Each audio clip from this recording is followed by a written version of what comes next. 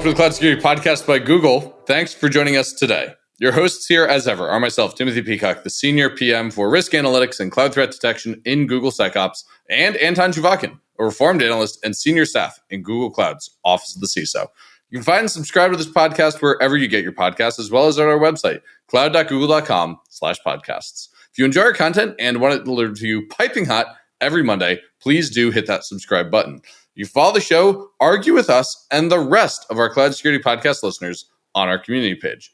Anton, this is a fun episode because it's just us. What do we say in an intro when it's just us? This one is, well, we can have banter and then they're going to have more banter. We can talk about how brilliant the guests are, perhaps. We can do that. And no. You know what? What do we do? Remember how this episode ended. How did it end?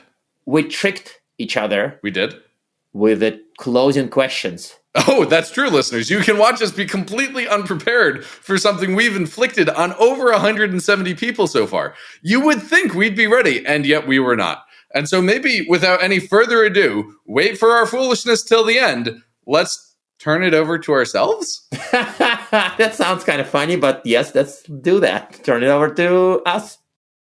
Listeners, welcome back for our final live stream podcast of Google Cloud Next 2024. Anton and I have survived the desert. We've survived the joys of Vegas, and we have an exciting wrap-up to go through right now. We survived wearing jackets for a day.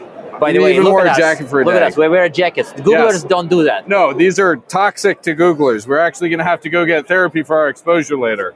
But what I want to start out with is something I'm very proud of, which is something we invented together here at this table. The word freature. What is a freature? Freature is a feature that introduces so much friction by nature of its existence that it becomes almost not worth having the feature. So it's a friction-heavy feature. Could you use it in a sentence? Let me think about it. So, this button here to control whatever in this product, it's more of a freature because even though it produces the effect, it's so hard to use and so many other things need to happen, then it's essentially a freature. A freature. So we're very proud of this coinage. I think it's a good word. I encourage everybody to use it. Freature. Freature. Speaking of things that are not freatures, no. We talked about a lot of launches. Our marketing people don't listen to the podcast. We know that. Because we've made jokes about marketing and nobody ever called us on this. That's true. Yeah, so we're pretty safe here, I think. Yeah, we're safe here. But there are some good launches. We launched SEC Enterprise. SEC Enterprise is kind of amazing because it officially made a lot of our security a lot more multi-cloud. Yes. What did it do? It made Security Command Center, both its left hand of posture, misconfig, vulnerability, and its right hand of threat detection, apply not just to GCP, but AWS and soon Azure as well. Yes. And it did that by bringing in Chronicle Security Operations as part of your CNAPP experience. And so with apologies to Neil McDonald, I think what we're witnessing is the birth of Gen 3 CNAPP. I'm cringing here. I'm sorry. It's my first day as an analyst. It's your first day as an analyst, but you have to kind of have at least Gen 1.5 first before you really go to 2. Gen 1 was Prisma, which was just a bunch of stuff glued together. Gen 2 is Wiz, and Gen 3 is SEC Enterprise because it comes with the security operations suite as a core part of the offering. I think that you should look for a job in marketing, but then again, wait a second, PMs pay more, so maybe not. That's right. No, I'm going to say where I am. Thank you. Other launches. Okay, other launches. What else have we got? I think that applied threat intel, it actually sounds kind of like basic and obvious. Sure, we have threat intel. Sure, we applied. But ultimately, my ex-analyst life taught me that a lot of people get threat intel, and then they sort of don't know how to profit. And, well, we've talked about where they read it. Or they do it for entertainment. Yes. Yeah. So the tricky part is that using it in a product, everybody says, yeah, sure, I have feeds, they go into my SIEM, there are detections. But there's a lot more work that's needed for it to actually be real. Yes. And I feel like our implementation of applied threat intel is actually makes intel come to life and deliver value. And yes, now I know I sound like marketing now, but it's also very clear. Anton, I encourage you to get a marketing job, except OCISO presumably pays better. Yeah, there's that. But it's the... Apologies to the marketing people we know don't listen to the show. Who are not listening, yes. That's why it's pretty safe. The point is that it's genuinely more effective than just here's a feed, stick it into my SIEM. Yes. And a lot of engineering work, not marketing, went into actually shaping it to do that. Yes. Yes. And then I think Chrome did something quite amazing. Right? Yeah. What did Chrome do? Yeah. I guess the incorporation of all this zero trust stuff right into the browser. I mean, their naming probably not my favorite because now there's Chrome, Enterprise Premium. Enterprise Premium. Enterprise Premium. Yeah, Yikes. exactly. But you had a product called Security Command Center Premium, so it's kind of partially we've your now fault. renamed to Command Center Enterprise. And now the next version will be Enterprise Premium, so it's kind of like Chrome. No. The next version will be Enterprise Plus. Thank you very much. That's not better. Well, listeners, it's hard to name things. My parents struggled so much with naming, they named me after a dog. Fun fact. So kind of like Indiana Jones. Yeah. Okay, but that's an epic. That's epic DNA to have in your name. I'll take it. That's the nice thing anybody's ever said about that. So we had a bunch of launches. We had some sessions. You and I each had a session. We talked about your session this morning. I had my session in between then and now. That was fun. It was my 5th SCC session at Next. Not on this Next, across all the Nexts, All right? the Nexts. All the previous Nexts, which is a fun phrase. But the good news is I didn't have to do the demo today, listeners, so I slept like a baby. I woke up feeling serene, and I'm a happy camper because the demo went great, and I had nothing to do with it. By magic. By magic. I'm Not pretty by sure magic. a little LLM By my knows. colleague Jason doing a great job. Thank you, Jason, wherever you are. Thank you. So sessions were good. I think that our guest sessions, right? We did the session from our Tuesday guest, right? Yep. Payal was about SecOps and AI, and I wouldn't say grilled, but we got some really good responses from her based on the use cases. I think we're Yes. kind of slowly moving to reflecting on our podcast episodes, right? Because this is the 4th, so we did one on SecOps, one on AI, and one on cloud security, which is coincidentally how I spend most of my time, these 3 things. Me too, yeah. That's weird. Like, I bet we were a little biased maybe, but like we reinforced each other's bias in picking these sessions. We didn't have anything on HSMs. No. Are those interesting? No. Listeners, if you want to hear about HSMs, let us know in the comments. We are now silent because we're waiting for those comments to immediately show up because Which people are not going to show up. No, they're not going to show up. There was also a session which we haven't attended on SecLM. They Yes. actually did run it, and I've heard some good news about it. I heard the demo was excellent. Yes. Yes. And I think, listeners, if you're curious about SecLM, stay tuned. We'll have more content about that soon. Yes. Yeah. I've seen some interesting stuff on the floor. Oh, yes. We were doing our normal, kind of like our standard wandering the floor of the event. Which we do usually at RSA. Yes, correct. This is our first time doing it at Next. Did you not do it last year? The Next of previous years, past Next, Past Next? was too small. This year, it's enormous. It's enormous. And I moreover, there couldn't count the vendors. are enough security vendors to actually do a security vendor walk. Yes. There's some new school security vendors. Actually, as an ex-analyst, I categorize it in 3 buckets. There are new vendors, there are new vendors, and there are old vendors. And the What's new? example of a new You're not so good at naming either. The new is basically the cloud era vendors. Some of them we mentioned, all the Orcas and similar ones that are clearly new compared to the firewall Sure. makers of the 1980s, maybe 90s. I don't know. Doesn't matter in this case. But there are also vendors like the one we talked about, the runtime security. They're cloud security, but they're of the later generation Upwind. than Upwind. Correct? Yes. Yeah, we met a vendor here called Upwind. This is not a plug for them, but we met a vendor called Upwind that's only 18 months old, and they're already doing, or saying they're doing, all the things in CNAP 2.0. There's some In of my it. terminology. CNAP is quite large, and again, I had a chance to be reminded of that by the acronym creator himself, Neil McDonough, who I met at the analyst meeting. Secret here. Society. No, nothing secret. Yeah, it was an endless secret society. That's right. Yeah, listeners, I didn't have the right handshake to get in the door. He reminded me of the CNAP, and then there are CNAP vendors with different lineage, right? Yes. Some new, some old. Snyk is a good example, right? Yes. Their lineage is clearly in application security, doing things to the left, but they're building things that are more of the detection and response and things that are from the right side. Yes. So the CNAP may actually happen. Am I really saying this? I don't know. I think you have a world where there's a mountain and we're all John Henrying from different sides.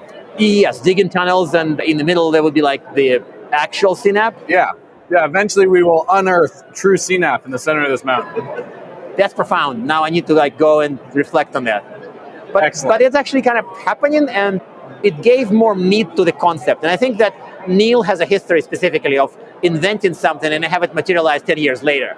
Security is becoming a big data problem is his paper from 2009 or 10. No way. And then all the data laking stuff started happening roughly in 2015, 16. And now it's happening real with Chronicle. Yeah, right. Actually, yes, 2019 Chronicle. So, but the paper that started this whole data laking, big data for security that he wrote was, I think, 2010, if not 2009. That's amazing. So CNAP may absolutely show up at your door, just not immediately. Best way to predict the future is to invent it. Correct. And live long enough for it to see the it. fruition. That's actually kind of important because some The second predictions part. are happening, just not at the time frame. You predict the thing, but not the time frame. Yeah, that part's important. The other CNAP, remember this LLM demo where LLMs are like competing in the game of cloud remediation? That was Yes. quite epic. So we stopped by a vendor's booth. Do we want to name the vendor? I think we can name the vendor. Yeah. It was Orca. We've had them on the show before. We saw a remediation demo where they used two different publicly available LLMs to suggest remediation for the same issue. And we looked at them side by side, and I don't just say this as a Google employee and shareholder. I think the Gemini one was better. I think the Gemini one was better, but it's also interesting that if the LLM bots learn from the same docs They and should the same come up with practices, similar things. it is unlikely that they would make a basic mistake with these things, which are precise. They may make basic mistakes in other Grounding. things. So grounding here was very in evidence. They're probably both grounded by our docs, by Google Cloud docs. or their own docs. Yeah, but you caught something that was interesting because there are probably different ways to achieve the same problem. Yes. You can undo old settings and then reinforce new settings, or you may do something else that will achieve the same outcome. So the other interesting part connected to this was that when we sort of jokingly prodded the person in the booth, do you want to just run this code? And that was about Terraform. The person was like mildly offended and said, no, you want to give it to a human because ultimately this is really cool and amazing and it actually can be often very accurate. But is it blindly trusted to just be pasted in the prod systems? Probably the answer is no. No, the answer is for sure no. The answer is for sure no. For sure no. And so there's still a big trust gap between what's coming out of LLMs and what comes out of, say, your build system. I think that's a bit harsh. There's wouldn't a think. gap, but I don't think it's a big That's gap. a pretty big, meaningful gap. I don't look at the output of a compiler and think, I better look at what it compiled before I run it. No. I don't look at the product of a build system and think, I better double check the build system's work before I run it. No, There's a correct. fundamental categorical difference between that and LLM. Yes. In that sense, there's a big qualitative gap between Yes. the two. Yes, that part is interesting, and I think that When does that go away? What's the prediction on when that goes away? I've met two camps to this extent. Like, there's a camp that I call Muse, not Oracle. Right? There's an article in the early Chat sure. LLM days that basically said LLM is amazing, but it's a Muse, not an Oracle. You're not going to get the right answer for it probably ever, but you're going to get a very useful answer that help you along the way.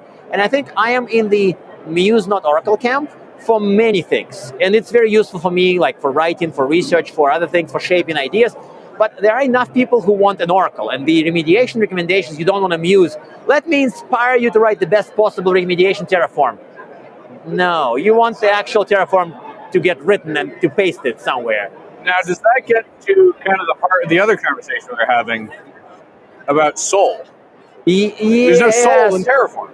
So this can be really fun, and I think that it's... Listeners, this sounds like a wild goose chase. It's really not, because it was about which tasks we would successfully give to the robots, to the machines, and have them executed to the best of our requirements and needs, but which tasks, like compose great music to inspire me on my down day, people still debate this. I think there are camps that say that robots would do it, and there are camps that say robots would not do it. Robots here briefly means machines, not actual robots. We saw Robot Dog, by the way. We saw Robot Dog, yeah. I had never seen one of those Boston Dynamics dogs, listeners. I knew I would be afraid of it when I saw it in person. It was even scarier than I thought. And my case was, from the pictures, it looked kind of cute and a little unwieldy, but like from a reality, it was actually more scary. I would go with that. Very capable object. It would probably stop me making Robot Rebellion jokes for at least 2 weeks. Yeah. It's scary the same way like a snowblower or a lawnmower is scary. It's obviously lawnmower is not scary. If it runs you up. Have you not watched Mad Men? Yeah, okay, fine. Now it's scary. Guy walks into an ad agency. Yes, so it's a little scary from that point of view. But yes. Like, it's a long detour from our topic, but I think that if some of the paper attacks and some of the like digital IT stuff starts affecting the physical world, think about the jailbreak on the Robot Dog. You could use it to break out of jail. Oh, cool. Jailbreak to have Robot Dog break you out of jail. That's profound. No, it's not. Okay. No. 20, I think we've been on the show 2029? floor a long time, listeners. We think things are profound. They're not profound. Yes, I exaggerate. Yes. But definitely food for thought. Food for thought, indeed. What about the cloud island? That's also food for thought. Yeah. I think we are down to fun ideas we had while doing Next. Yes. So Cloud Island. Is cloud security possible to safely treat as an island? Or should cloud security be a peninsula? And have we seen historic examples of other security islands which themselves were tectonically merged into the bulk of the mainland? And to try to simplify and summarize what Tim said. What the fuck did Tim just say? Yeah, well, to try to summarize, I didn't I'll do an LLM on your speech. Like a lot of people some people hinted to us that maybe cloud security isn't a thing. And we were like, what do you mean not a thing? We have a whole podcast called Cloud Security we started a podcast. It's clearly a thing. And they said, no, it's not a thing, because if, as Mandian people pointed out in our podcast here, if your on-premise Active Directory is hacked, your cloud is hosed. Yes. So your cloud security is Not an island. essentially hijacked by a broken on-premise component. But then have you failed at cloud security? If it were an island, you can't fail Over there, except for here. have it be attacked over here. But if you often fail with Active Directory, always fail, your cloud is subjected to a lot of torture as a result. So if cloud is truly an island, that wouldn't be happening. So they kind of reminded us that maybe a lot of cloud security things aren't cloud security. It's just security that happens to include cloud. Can we rename the podcast to Security Podcast Including Cloud in Many Cases by Google? No? That would Yes? get through naming committee because it's accurate and descriptive. Yes, if we can Yes. instance cloud security is not a thing, then the naming team would withdraw the approval of the cloud security podcast name, and we have to be named Security Podcast, Sometimes about including cloud. cloud by Google. That's not very enticing. I think the other sort of interesting question that pops out of that, though, is if you look historically at land masses which were isolated, and then through sea level change or tectonic action joined up with land masses otherwise, bad things happen to the native flora and fauna. Of the island, not of the Of the continent. island. Yeah. What happens to the cloud security, flora and fauna, as it merges back into the mainland? I can tell you one failure scenario, which is the reasons why initially I argued against cloud security is not a thing. It's just because some people who believe that it's not a separate thing, sometimes are the people who want to go back to the 90s data centers and basically run CloudSec as they run NetSec, EndpointSec. They want to run agents everywhere. They want to do firewalls. They want to do everything they've done in the past because they say, wait a second, you convinced me cloud security is not a thing. Then there's nothing new. Then I'll just do what I did 20 years ago. So and that's a failure mode. Is our beautiful era of agentless security going to come to an end? No, because I think that's Oh. a corrupted version of cloud is not a thing. Oh, that's the wrong take. That's the on wrong. it. That's the I wrong see, take. I see, That's I the wrong see. take. But that take doesn't invalidate the position Yes. that maybe cloud security is going to merge in the main body, kind of like mobile security did. Yes. Oh, you buy me on mobile now. Yes, but that's like we're looking at the past, and now future. What would happen with AI security? Right. And my theory, listeners, is that AI security is like the further out piece of tectonic plate pushing cloud security back into the mainland.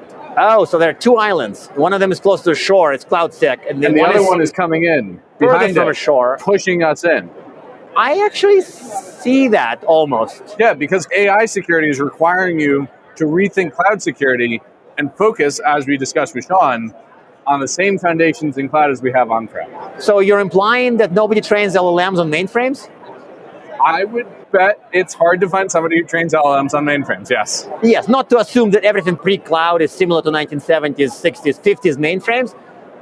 50s. Okay, I'll stop at 50s. but the idea is that, yes, most of the AI security implies that some components run in the cloud. Yes. Likely, at least infrastructure, probably applications, and probably also models. Yes. So in that sense, yes, the island may be pushing the other island close to the shore. Yeah. What kind of situation, what would arise when cloud security would stop being its own thing, but would start being reabsorbed, and not through a failure mode of and on-prem takes over? Like, cloud would affect the team composition, would affect how people actually organize things. Yep. It would affect the practice of network security. It would affect application sure, security, endpoint supply chain security. Supply chain, data security for sure, Yeah. because data security would probably morph less, right? Like it's Yeah, more the fundamentals there seem pretty fixed. Sure. Like in today's AI talk we did with Sean, our guest, and also my co-speaker, data governance came up. And I kind of said, I think I even did this whole data governance. I'm going to go to sleep. But now you better wake up about it. But now I have to wake up about it, and I have to get excited about it because it spreads its tentacles all over AI security. Right. And you can't do AI security without data governance, without data security. And a lot of stuff that sounded very old and stale and boring becomes like, holy Super cow, if you don't do hyper-relevant. this, you're so done. Yeah. So that's a really interesting example of where this AI is pushing cloud into the mainland, and a mainland thing is coming in very fast. That's a great example. Yes, and I think mainland would modernize at least somewhat, right? Like, like I've seen people, even the whole, looking at the domain of DNR, like we talk about modern SOC and how SOC may not be a thing if you have engineering-led mentality. It's like obviously obsessive focus of mine, but it's not And happening Google's. very quickly. Yeah, and Google's, yes. It's not happening at high speed. No. But I think the more cloudy concepts, cloudy models, cloudy frameworks come in, the more that would be sort of seen as a normal. But it may, as with Neil's case, it may take, if you think 3 years, it would then be 7 years. And if we think 7 years, it may then be 10 years. But it's probably going to be happening. But it's coming. It's coming, and that's, yeah. Yeah. That's an interesting observation. It is. By the way, do we have to ask each other questions about reading materials and the resources? This is the favorite closing questions, and we may have to ask each other that question. So it's really kind of fun. And I did not prepare it. I just thought about it. Sorry, Tim. Okay. Well, in that case, I'll go first. Anton, what do you recommend people read? Okay, but I don't get to drink if I say my blog. So you torture everybody else by saying don't recommend Anton's blog. Everybody does this. But I can do this because it's my blog and I own the friggin' thing. So I would say lately I kind of mix the SecOps and AI security a little bit. I'm a lot more careful with AI security because of being a sensitive topic and all that. But ultimately, a lot of the transformation changes affecting security by cloud, by other modernization efforts, is kind of fun, not only SOC. So to me, I'll just point you at some of the detection engineering posts. But okay, fine, I'll do something else, not just that. Okay, now I'm going to suffer because that's when I did think about it immediately. Okay, actually, I have some peculiar piece of reading. Strangely enough, I've been trying to learn more about IAM. And remember, there was an episode on our show. It's not just password resets. Yes. Remember that episode on our show when I made fun of my former Gartner colleague who used to run an IAM team at Gartner? I said, but Ian, it's all password changes. There's nothing else. And of course, he stared daggers at me and we had a friendly kind of resolution of that. But I'm kind of, for some strange reason, this IAM is coming to haunt me. And I've been reading up a lot on how various cloud providers do IAM. Yeah. Both our materials, others, what Gartner has written. So I've been kind of reading up on IAM and why it pains people so much. And it does in cloud. Interesting. Oh, and one tip. Okay, you know what? I'm going to steal the tip from Sean, but I'm going to modify it a little bit. And a lot of people sometimes just give this throwaway tip of, oh, you need to focus on the basics. Don't buy this shiny... No, we don't say basics anymore. Right, exactly. But I'm getting to this. So, and that tip is a very throwaway and sometimes even kind of like exclusive, not inclusive, because it implies that it's just easy. You're just lazy or something. So it's a very judgmental way to do things. Hey, just do the basics. And even saying the version that Sean took is do the fundamentals first is good, but also it's not very specific. But I think that I would turn this into the following. If you have a choice of picking a random, cool, exciting piece of new tech that promises a new way for solving a problem. Yeah. And you can dedicate time and money to this. Or you have a known piece of more traditional security advice that you sort of need to know, need to do, but haven't. My tip would be try to intelligently pick the second and not the first. I'm not trying to be anti-capitalist, anti-startup. I'm just trying to double down on the fundamentals. And sometimes, as I think one of us said at the previous podcast, it's not about fixing the foundations. It's not about fixing the wall. Some of the startups is about the new paint for the roof. You may not need that. You do need the solid building. So supply chain, a few other things that are more of the bottom of the stack stuff, better get attention. I don't think in roof paint our way to security. I think we love have to that. do the basics. I said the basics. Fine. Fundamentals, foundational things. Yes. So, Tim, favorite reading and one tip. And of course, I have to warn you, don't offer my blog as reading. And listeners, this is funny to hear Anton do this, not only because he's asking me, but because it's almost always my job to ask that question. I will say recommended reading. I'm going to go out of left field. I'm going to recommend The Left Hand of Darkness by Ursula Le Guin. Oh, Ursula Le Guin. Science fiction for everybody, but really, really wonderful science fiction. I like some of her books. I don't think I read this one. So at least for me, it's gonna go on my to-do list to read this. Very good. And then a tip. It's funny, you actually stole the tip I was going to give. Foundations. Give you a version of that tip. It's fine. No. It's okay. I think what I want to give people the advice is to stay curious and not think that you actually have the answers to this stuff. Because what I've learned in the last 6 years at Google is that this stuff changes in ways that you wouldn't imagine, and I wouldn't have guessed that AI emerging would push cloud closer into traditional stuff. That insight we've had today, deeply surprising to me. And if I was not staying curious in this role, I never would have seen it. And it's also genuinely, it has this unique combination of not obvious right before and sort of ringing true right after, which I think all the best insights are. Yes. So with that, listeners, thank you for joining us for a couple of next live streams. We're going to do our best to get these turned into proper episodes that we put into the channel. Worst case, you'll find them on YouTube. Best case, you'll find them in your podcasting app Monday morning, piping hot because you hit that subscribe button. Thanks so much for joining us today. And now we are at time. Thank you very much for listening and, of course, for subscribing. You can find this podcast at Google Podcasts, Apple Podcasts, Spotify, or wherever else you get your podcasts. Also, you can find us at our website, cloud.withgoogle.com/cloudsecurity/podcast. Please subscribe so that you don't miss episodes. You can follow us on Twitter, twitter.com/cloudsecpodcast. Your hosts are also on Twitter at Anton_Chuvakin and _Tim Peacock. Tweet at us, email us, argue with us, and if you like or hate what we hear, we can invite you to the next episode. See you on the next Cloud Security Podcast episode.